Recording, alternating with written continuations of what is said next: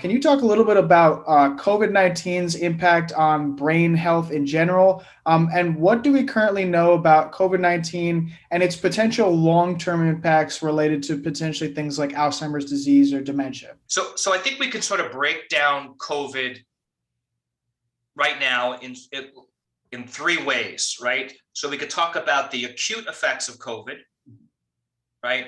And we could talk about sort of potentially the chronic effects of COVID. And then in the acute effects, we can talk about both the medical effects and the social effects, right? So from the acute medical effects, it's clear that COVID predominantly gives you respiratory symptoms, but the virus seems to have some predilection for one, increasing inflammatory responses, and two, may have some predilection for small vessels.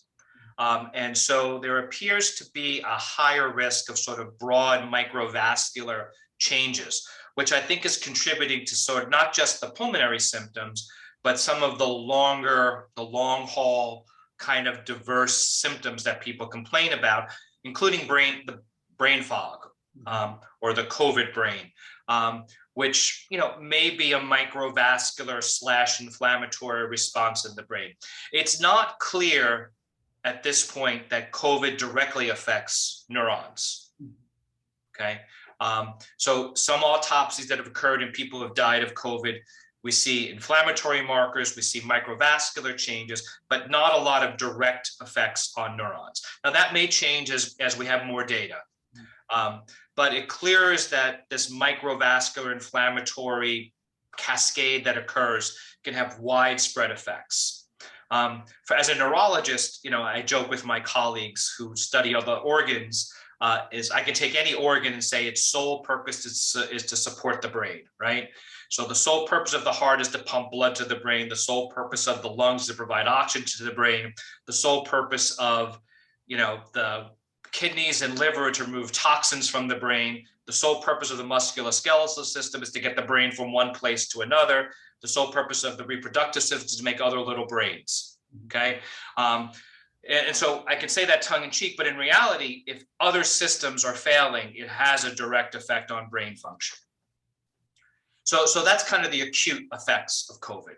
The other acute to subacute effect of COVID has been the tremendous social isolation. People are by nature social creatures, right? Humans don't live, except for a few people, humans don't live in social isolation, right?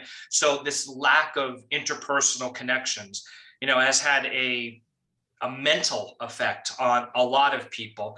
And for people who are older with cognitive impairment, it really has caused some acceleration of their dementia, right? Not because they have COVID, it's because they're just removed from the world and all of their routines. And some of those routines were the things that were keeping them going. And so that's been a huge effect. And then the last aspect of what are these long-term chronic effects? And there are a lot of people trying to understand what the long-term effect of COVID would be on the transition, progression, and risk of diseases like Alzheimer's disease. And, again, there's a little bit of evidence to suggest that, COVID infection, whether symptomatic or asymptomatic, may increase sort of the rate of progression of disease. One of the things that we're interested in, and we put a grant in there we're waiting to hear about, is that if you look at going back to rural populations, particularly in Central Florida, the sugarcane farms, if you've ever seen how sugar canes are farmed, basically they burn the fields. So during harvest time, the amount of particulate air pollution is increased 15-fold over normal conditions. And in the Glades and Lake Okeechobee area, there's rampant COPD in adults and asthma in children because of all the particulate air pollution. We know one of the greatest risk factors for COVID infections is COPD. We know that COPD may be a risk factor for Alzheimer's disease. And so COVID accelerating or COPD accelerating COVID both may contribute to worsening outcomes in terms of Alzheimer's disease. So I think there's a lot of work to do to understand, but at least some evidence suggesting that COVID, whether you have symptoms or not, infection may have some deleterious long-term effects on the brain. But there's a lot of studies that need to be done. This is going to take years and years and years, to study. The last major pandemic was 1916 through 1919, right? And that was influenza. But there were a number of neurological long-term consequences from that influenza virus, including post-encephalitic Parkinsonism. And so if you ever saw the movie Awakenings, Robin Williams was in it, Robert De Niro. Anyway, it was about the discovery of L-DOPA to treat Parkinson's disease, but actually it was first tested in people with post-encephalitic Parkinsonism who were institutionalized.